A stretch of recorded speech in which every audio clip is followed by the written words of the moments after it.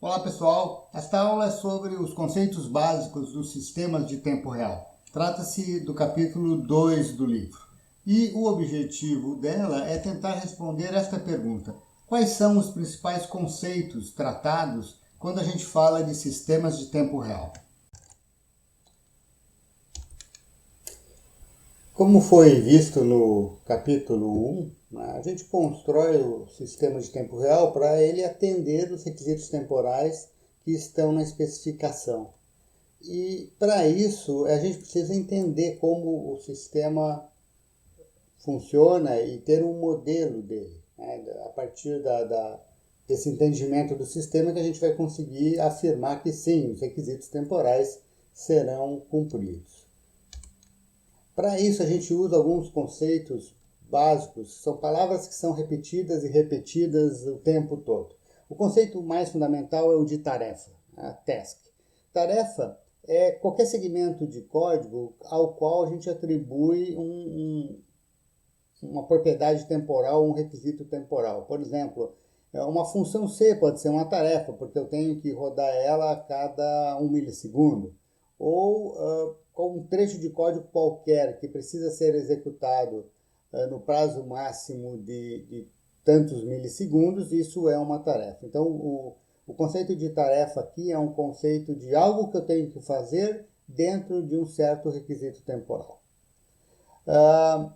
Um outro conceito fundamental é o de deadline. Deadline é o prazo. Deadline é o tempo que eu tenho para concluir a tarefa. A gente considera dois tipos de deadline. O deadline relativo, ele é em relação ao início da tarefa. Por exemplo, eu digo para os alunos, vocês precisam terminar a prova em 2 horas. Né? Então, isso é um deadline relativo, 2 horas em relação ao início da prova. Já o deadline absoluto é o relógio da parede. Né? A prova termina às 10h30 da manhã. Então, aí nós temos um deadline absoluto. A gente divide os sistemas de tempo real em dois tipos. Né? A gente chama de hard real time, o tempo real crítico, quando perder um requisito temporal, por exemplo, perder um deadline, pode trazer consequências catastróficas, como colocar as pessoas em risco, um grande prejuízo ambiental, explodir a fábrica, algo desse nível. Né? Quando a consequência não é tão severa, não é catastrófica, a gente diz que o sistema de tempo real ele é não crítico, e nesse caso a gente fala em soft real time. Né? Por exemplo, não cumprir os frames por segundo desejados num videogame. Né? É claro que a nossa abordagem na construção do sistema vai mudar muito. Se o sistema é um hard real time, um sistema crítico, ou um soft real time, um sistema não crítico. Essa propriedade, essa classificação de sistemas em hard e soft, ela vem principalmente do tipo de deadline que a gente tem que trabalhar. A gente divide os deadlines em três tipos. O deadline hard é aquele deadline crítico. Se eu perder este deadline, eu terei consequências catastróficas. Por exemplo, eu tenho que abrir a válvula em 30 milissegundos, senão o duto explode. Então, isso é um deadline hard. Um deadline firme, ele não tem consequências catastróficas, né, no caso da sua perda. Porém, se eu vou perder o prazo, eu posso muito bem abandonar a tarefa porque não vale mais a pena executá-la. Não existe valor em terminar a tarefa após o deadline. Por exemplo, eu quero mostrar um valor físico a cada milissegundo. Se eu vou perder uma amostra, é muito melhor abandoná-la, fazer a próxima amostra no instante correto e depois, por interpolação, estimar o valor que eu perdi. Por fim, o deadline soft é aquele deadline que, caso eu venha a perdê-lo, não haverão consequências catastróficas, mas ainda existe o valor em terminar a tarefa com atraso. Por exemplo, se num videogame de corrida de automóvel eu movo o volante para a direita, eu tenho que mover o carro para a direita, mesmo com atraso, né? Mesmo que com atraso. Então, eu executo a tarefa mesmo perdendo o deadline.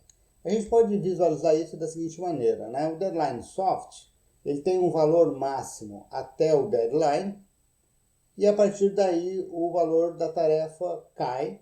No entanto, ainda existe valor em concluí-la após o deadline.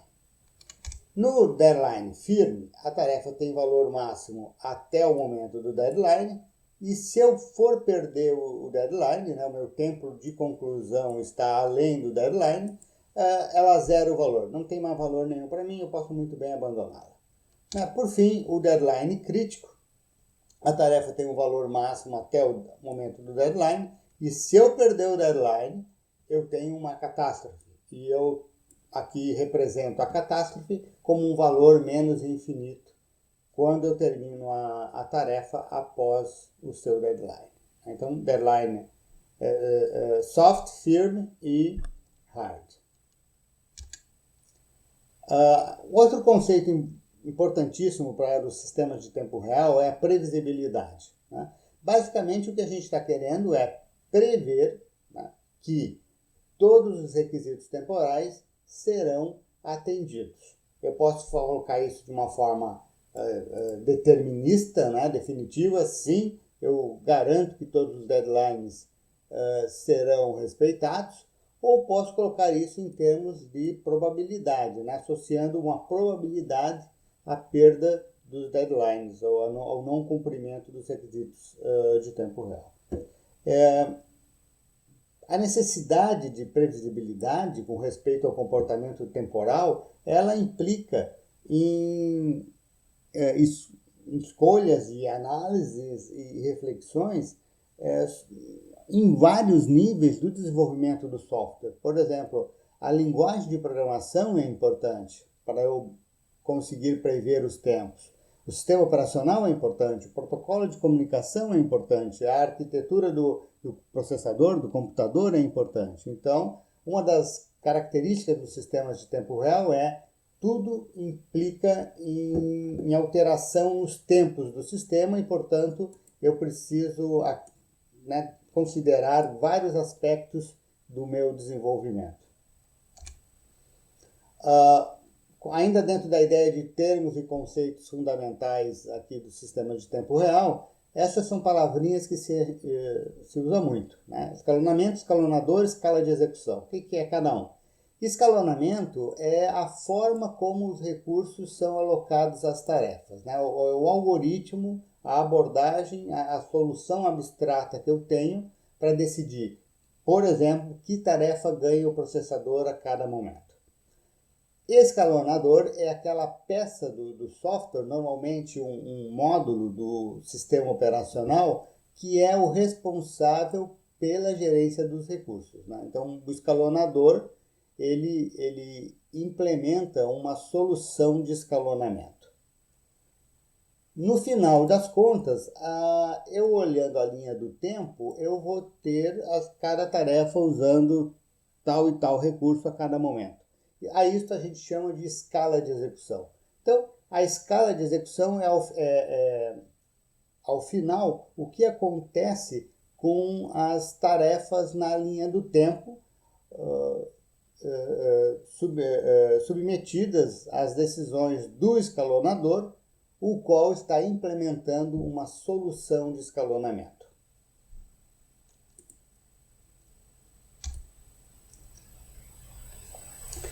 Quando chegam as tarefas e como eu as escalono?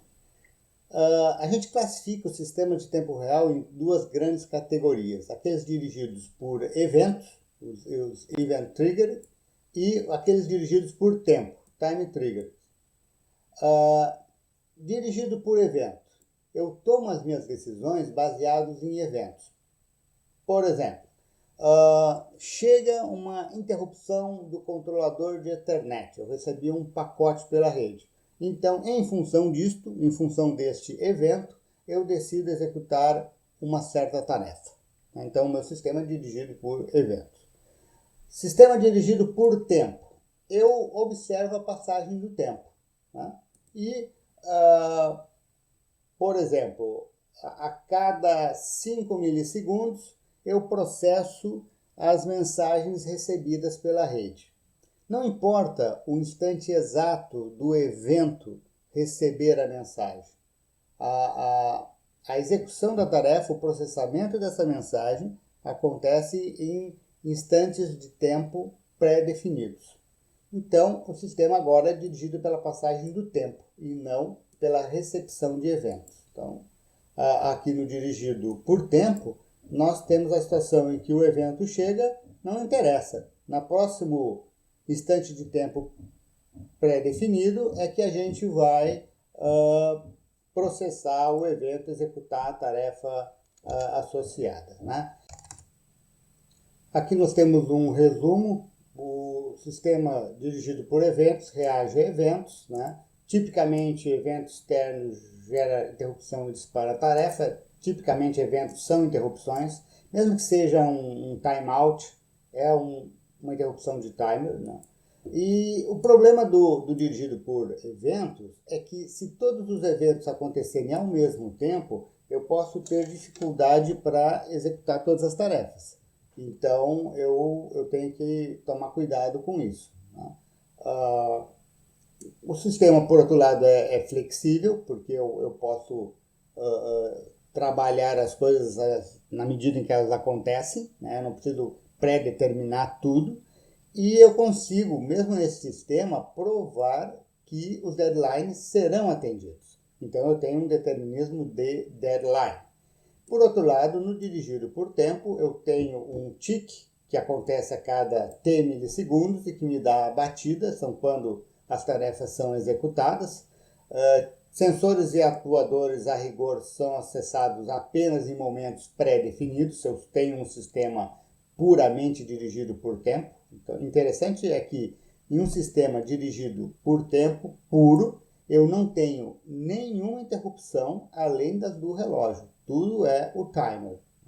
Trata-se, portanto, de um sistema rígido, onde foi pré-estabelecido em tempo de projeto quem executa quando, qual tarefa executa quando, mas isso me dá uma coisa muito boa, que é determinismo de execução. Eu sei exatamente quando cada tarefa roda, e isso me dá uma grande confiança sobre como o sistema funciona. Com respeito à chegada das tarefas podem ser periódicas, ela deve ser executada a cada P unidades de tempo, ou T, tanto faz, e é típico, por exemplo, de áudio, de vídeo, de controle realimentado. Tarefa esporádica é uma tarefa que eu não sei quando ela chega. Eu não sei quando ela chega. Porém, existe um intervalo mínimo de tempo entre chegadas. Por exemplo, um botão de alarme na fábrica.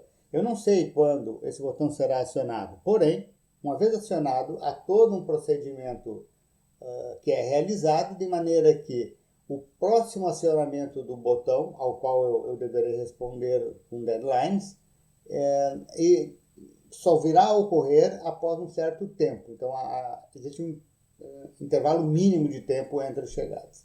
Também, por exemplo, peças de uma injetora plástica caem na esteira e depois passam por baixo de uma câmera que afere a qualidade do produto.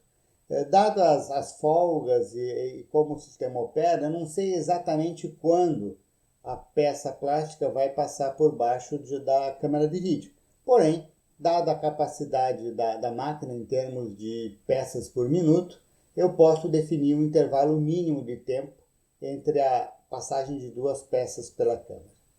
Por fim, quando eu não sei nada, eu não sei quando a tarefa chega, eu não sei quando ela chega de nada, eu realmente não sei, então a gente diz que é uma tarefa aperiódica. Por exemplo, em um radar, né, de aviação, eu não sei quando vai aparecer um objeto na tela do radar e também pode aparecer 4 ao mesmo tempo, eu não sei. Então, isso são tarefas aperiódicas.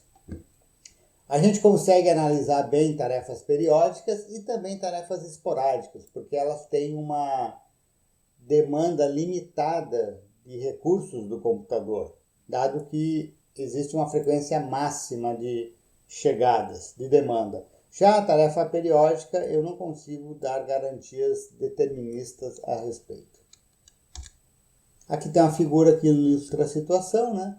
A linha do tempo corre para a direita, tarefas periódicas chegam uma vez a cada período, tarefas esporádicas, elas variam, porém há um intervalo mínimo de tempo entre duas chegadas, nunca menos do que isso.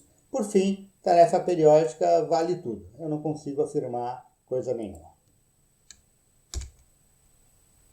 Um aspecto fundamental quando a gente vai tentar analisar o escalonamento de tempo real é quanto tempo de processador a tarefa precisa. E a gente chama isso de tempo de execução.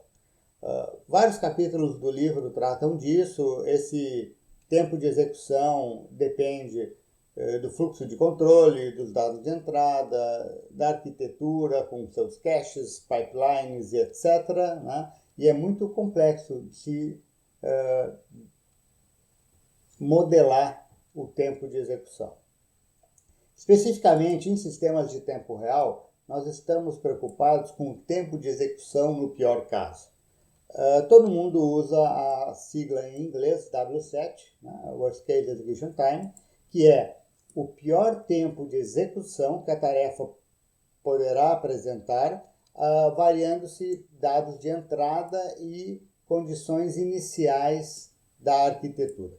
É importante notar aqui que o tempo de execução não inclui as outras tarefas. O tempo de execução de uma tarefa é o tempo que ela precisa sozinha para executar até o final. Ser atrapalhada por outras tarefas de mais alta prioridade ou por tratadores de interrupção não entra na conta do tempo de execução. A gente ainda vê no livro aspectos sobre como obter o W7 via métodos analíticos e via medições. Mas já fica o alerta, não é uma coisa fácil. Temos aqui então alguns elementos que já foram falados antes e colocados junto com outros novos que dão uma ideia das métricas, né, dos instantes relevantes na vida de uma tarefa. Então vamos lá.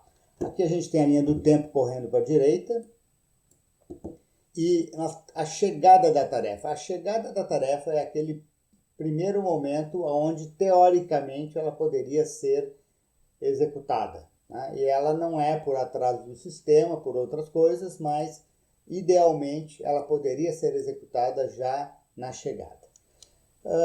Vamos supor que a tarefa chegou, no sentido de que uma interrupção de timer tenta avisar que está na hora de executá-la. Porém, nós estamos com interrupções desabilitadas. Quando interrupções são eventualmente habilitadas, essa tarefa vai então disputar o processador. O momento em que ela vai realmente disputar o processador com outras tarefas é um instante de liberação. E o tempo entre a chegada e a liberação é o que a gente chama de atraso na liberação, release jitter em inglês. Então, chegada, o momento ideal a partir do qual poder executar a tarefa. Liberação, o instante no qual a tarefa passa a disputar no escalonador o processador com as outras tarefas. Atraso na liberação, a diferença entre os dois. Mas só porque a tarefa está brigando pelo processador, não quer dizer que ela vai ser executada. Talvez a gente tenha a tarefa mais prioritária para executar antes. E ela vai esperar aqui.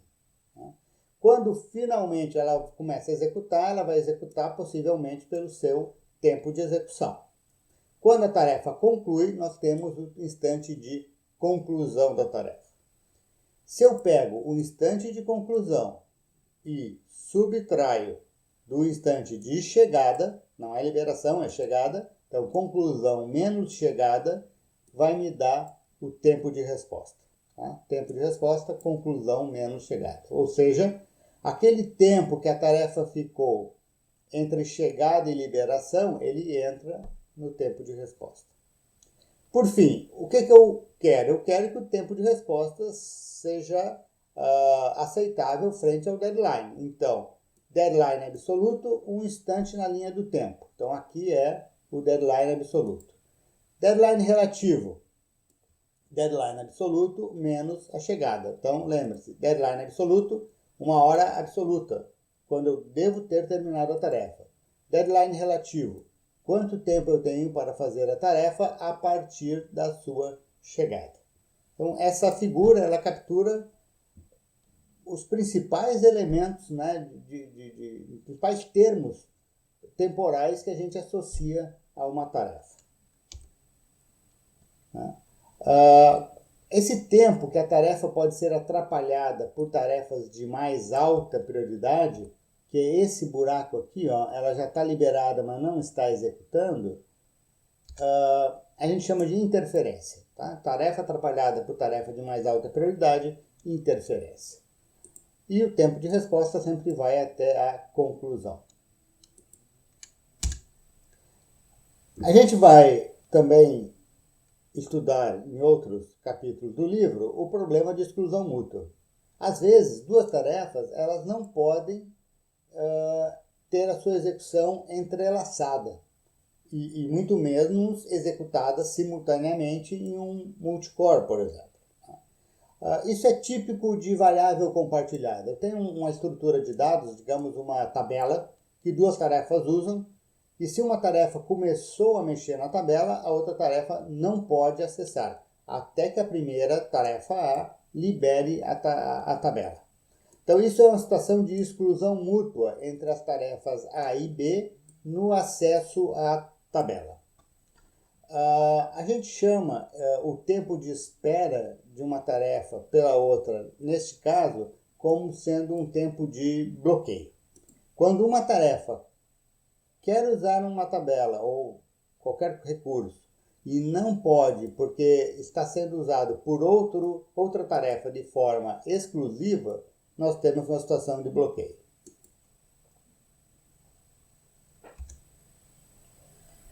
Além de interferência, de bloqueio, pode acontecer também precedência. Né? Eu tenho uma situação onde a tarefa A ela produz um dado que é usado pela tarefa B. Então eu não posso executar a tarefa A, B antes de concluir a tarefa A. Nesse caso, nós temos uma relação de precedência entre A e B. A pode preceder B, que precede C, que precede D, as coisas começam a crescer e nós temos um grafo que representa quem deve esperar por quem. A este grafo, né, um conjunto de tarefas interligadas por relações de precedência, a gente chama de atividade.